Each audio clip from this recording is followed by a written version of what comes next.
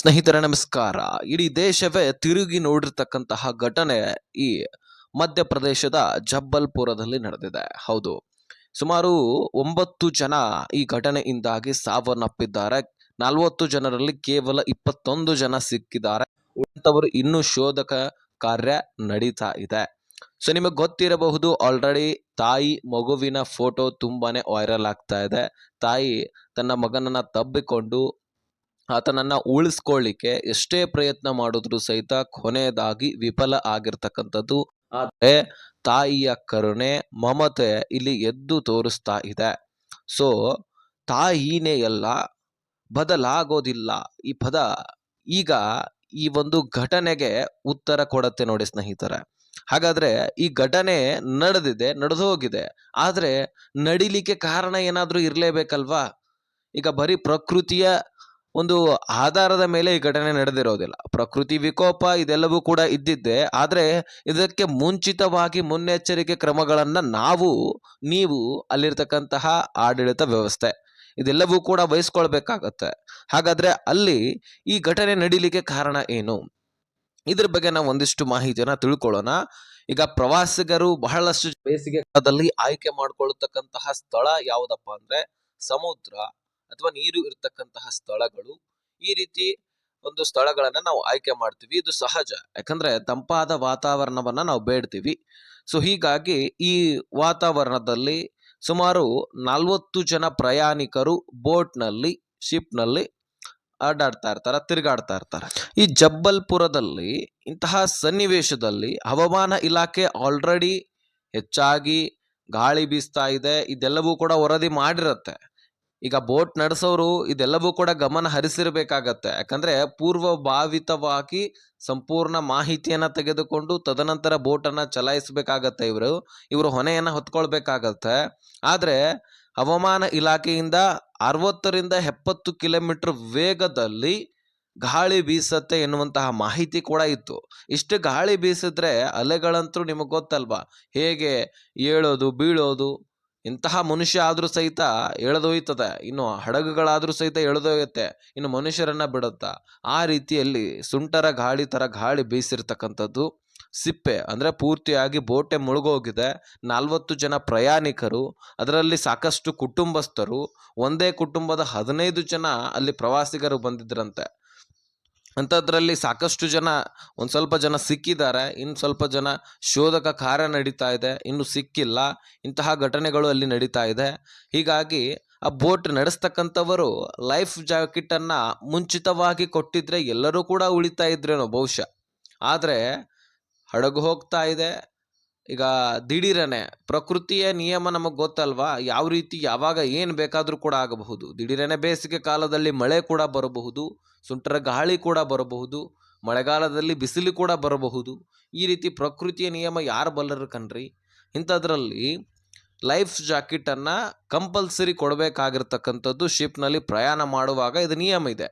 ಆದ್ರೆ ಅಲ್ಲಿ ship ನಡೆಸುವಂಥವ್ರು neglect ಮಾಡಿದ್ದಾರೆ. ಸೊ ಬೇಜವಾಬ್ದಾರಿತನವನ್ನ ತೋರಿಸಿದ್ದಾರೆ. ಯಾವಾಗ ಹೆಚ್ಚಿನ ಗಾಳಿ ಬರ್ಲಿಕ್ಕೆ ಪ್ರಾರಂಭವಾಯಿತೋ, ಯಾವಾಗ ಹಡಗಿನಲ್ಲಿ ನೀರು ತುಂಬಿಕೊಳ್ಳಿಕ್ಕೆ ಪ್ರಾರಂಭವಾಯಿತು, ಆವಾಗ ಲೈಫ್ ಜಾಕೆಟ್ ಅನ್ನ ಹೊರತರ್ತಾರೆ ಕೊಡ್ಲಿಕ್ಕಂತ. ವಿಡಿಯೋದಲ್ಲಿ ನೀವು ಗಮನಿಸಬಹುದು ಸ್ನೇಹಿತರೆ.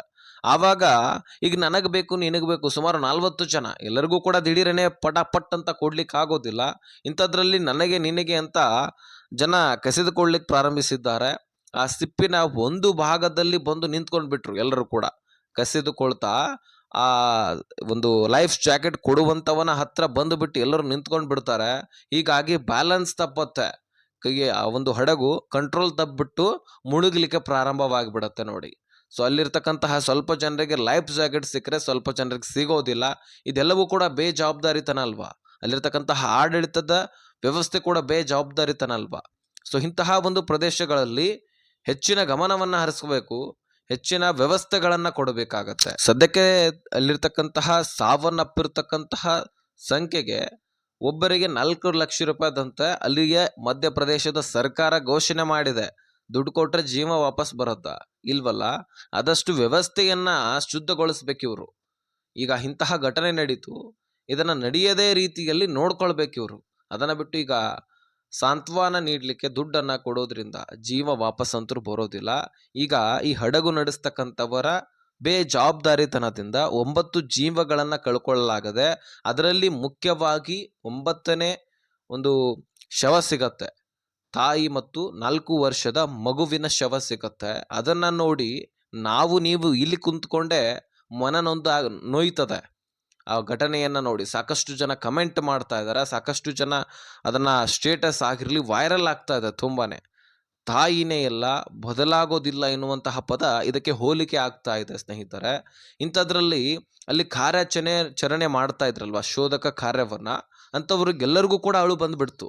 ಸಾಮಾನ್ಯವಾಗಿ ನಾವು ಇಲ್ಲಿ ಕುತ್ಕೊಂಡು ನೋಡೋದ್ರಿಂದನೇ ಮನ ನೋಯ್ಯತ್ತೆ, ಅಳು ಬರತ್ತೆ. ಅಂಥದ್ರಲ್ಲಿ ಅಲ್ಲಿರ್ತಕ್ಕಂತಹ ಕಾರ್ಮಿಕರಿಗೆ ಅವ್ರಿಗೂ ಕೂಡ ಒಂದು ಮನಸ್ಸಿರುತ್ತೆ. ಕೆಲಸ ಮಾಡ್ತಾ ಇದ್ದಾರೆ ಅಂದ ಬಳಿಕ ಬರೀ ಅದನ್ನೇ ಅಲ್ಲ, ಅವ್ರಿಗೂ ಕೂಡ ಒಂದು ಮನಸ್ಸು ಅಂತ ಇರತ್ತೆ. ಹೀಗಾಗಿ ಅವರು ಕೂಡ ಸಾಕಷ್ಟು ಜನ ಅಲ್ಲಿ ಹತ್ತಿದಾರು ಕೂಡ. ಸೊ ಇಂತಹ ಘಟನೆ ಇಲ್ಲಿ ಒಂದು ಜಬ್ಬಲ್ಪುರದಲ್ಲಿ ನಡೆದಿರ್ತಕ್ಕಂಥದ್ದು. ಸ್ನೇಹಿತರೆ, ಈ ದೋಣಿ ಸುಮಾರು 20 ಅಡಿಯ ಒಳಗಡೆ ಸಿಕ್ಕಾಕೊಂಡಿರುತ್ತೆ. ಸೊ ಇದನ್ನ ಹೊರತೆಗಿಲಿಕ್ಕೆ NDRF ಅದು ಕೂಡ ಕಾರ್ಯಾಚರಣೆಯನ್ನ ಮುಂದುವರಿಸುತ್ತೆ.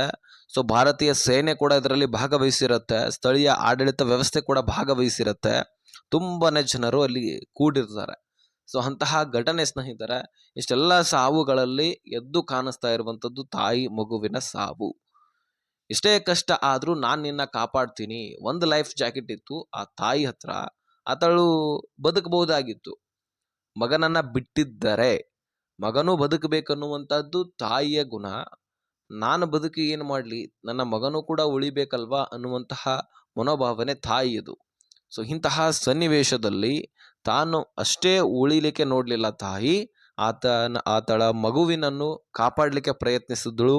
ಸೊ ಈ ಕಾರಣಕ್ಕಾಗಿ ಲೈಫ್ ಜಾಕೆಟ್ನಲ್ಲಿ ಆತನನ್ನು ಕೂಡ ಸೇರಿಸಲಿಕ್ಕೆ ಪ್ರಯತ್ನ ಪಟ್ಲು, ನಾನಿದ್ದೀನಿ ಅಂತ ಹೇಳಿದ್ಳು.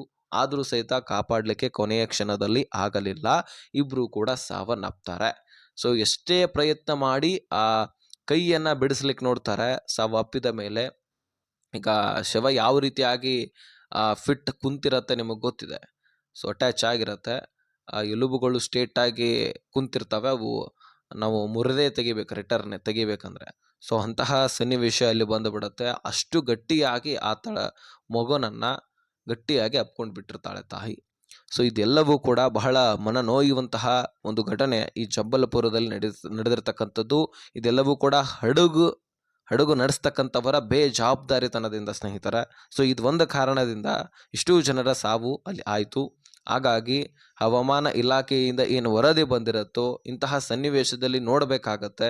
ತದನಂತರ ಹಡಗುಗಳನ್ನು ಅಲ್ಲಿ ತೆಗೆದುಕೊಂಡು ಹೋಗಬೇಕಾಗಿರತ್ತೆ. ಇದೆಲ್ಲವೂ ಕೂಡ ಗಮನ ಹರಿಸಬೇಕು. ಸೊ ಇವರ ಬೇಜವಾಬ್ದಾರಿತನದಿಂದ ಈ ರೀತಿ ಘಟನೆ ನಡೆಯೋದ್ರಿಂದ ಇಷ್ಟೆಲ್ಲ ಸಾವು ನೋವುಗಳಾಗ್ತವೆ. ಕೊನೆಯದಾಗಿ ಜವಾಬ್ದಾರಿ ಯಾರು ಇದಕ್ಕೆ? ಸರ್ಕಾರ ದುಡ್ಡನ್ನು ಕೊಟ್ಬಿಡುತ್ತೆ. ಇಂಥದ್ರಾಗೋದ್ರಿಂದ ಜೀವ ವಾಪಸ್ ತರಲಿಕ್ಕೆ ಆಗುತ್ತಾ? ಆದಷ್ಟು ಇವರು ಮುನ್ನೆಚ್ಚರಿಕೆ ಕ್ರಮವನ್ನು ಕೈಗೊಳ್ಳಬೇಕಷ್ಟೇ. ಇದು ನಮ್ಮ ಮನವಿ ಕೂಡ. ಸೊ ಇದರ ಬಗ್ಗೆ ನಿಮ್ಮ ಅನಿಸಿಕೆ ಏನು ಅನ್ನುವಂಥದ್ದನ್ನು ಕಮೆಂಟ್ ಮಾಡಿ ತಿಳಿಸಿ. ಈ ವಿಷಯವನ್ನು ಆದಷ್ಟು ಎಲ್ಲ ಪ್ರವಾಸಿಗೆ ಹೋಗುವಂತಹ ಜನರಿಗೆ ಶೇರ್ ಮಾಡಿ, ಅವ್ರಿಗೂ ಕೂಡ ಒಂದಿಷ್ಟು ಗೊತ್ತಾಗಲಿ, ಅವರು ಕೂಡ ಒಂದು ಸ್ವಲ್ಪ ಜವಾಬ್ದಾರಿಯನ್ನು ಹೊತ್ಕೊಳ್ಳಿ. ಯಾಕಂದರೆ ಬರೀ ಆಡಳಿತ ಅಲ್ಲಿಂದು ಅಂದರೆ ಬೋಟ್ನವರು ಅಷ್ಟೇ ಅಲ್ಲ, ನಾವು ಕೂಡ ಒಂದು ಸ್ವಲ್ಪ ಗಮನ ಹರಿಸ್ಬೇಕಾಗತ್ತೆ. ದಿಢೀರನೇ ಈಗ ಲೈಫ್ ಜಾಕೆಟನ್ನು ಕಸಿದುಕೊಳ್ಲಿಕ್ಕೆ ಹೋಗಿ ಒಂದು ಸೈಡ್ ಎಲ್ಲರೂ ಕೂಡ ಜನ ಕೂಡಿ ಅದು ಮುಳುಗ್ಲಿಕ್ಕೆ ಪ್ರಾರಂಭವಾಯಿತು. ಇದಕ್ಕೆ ಕಾರಣ ಯಾರಾಗ್ತಾರೆ? ಸೊ ಅದಕ್ಕಾಗಿ ಎಲ್ಲರೂ ಒಂದೊಂದು ಸೈಡ್ ನಿಂತಿದ್ರೆ ಬೋಟ್ ಒಂದು ಸ್ವಲ್ಪ ಬ್ಯಾಲೆನ್ಸ್ ಇರ್ತಾ ಇತ್ತು. ಬ್ಯಾಲೆನ್ಸ್ ಕಳ್ಕೊಂಡಿರ್ತಕ್ಕಂತಹ ಕಾರಣಕ್ಕಾಗಿ ನೀರು ತುಂಬಿಕೊಳ್ಳಿಕ್ಕೆ ಪ್ರಾರಂಭವಾಯಿತು. ಇಂತಹ ಸನ್ನಿವೇಶದಲ್ಲಿ ಒಂದು ಸ್ವಲ್ಪ ಎಚ್ಚೆತ್ಕೊಂಡಿರ್ಬೇಕಾಗತ್ತೆ. ಸೊ ನಿಮಗೆ ತಿಳಿದಿದೆ ಅಂತ ಅಂದ್ಕೊಳ್ತೀನಿ. ಆದಷ್ಟು ಎಲ್ಲರಿಗೂ ಕೂಡ ಶೇರ್ ಮಾಡಿ, ಸಬ್ಸ್ಕ್ರೈಬ್ ಮಾಡಿ.